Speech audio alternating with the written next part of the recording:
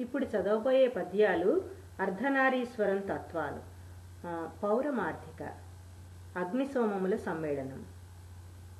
అగ్నిసోమములతో నలరారు జగమంత అగ్నిశివుడు సోమమంబయనుచు ఉపనిషత్తు తెల్పు అపురూప రూపమే అంబకూడియున్న సాంబమూర్తి.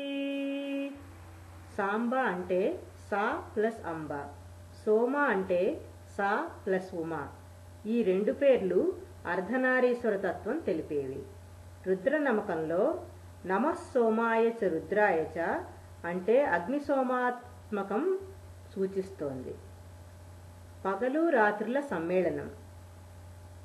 తెలుపు దక్షిణమున నలుపున వామమునందు విడకుండ కలిసియుండు రూపు పగలు రాత్రి తెల్పు పరమాత్మ రూపంబు సోమమూర్తి కాలగమనమూర్తి.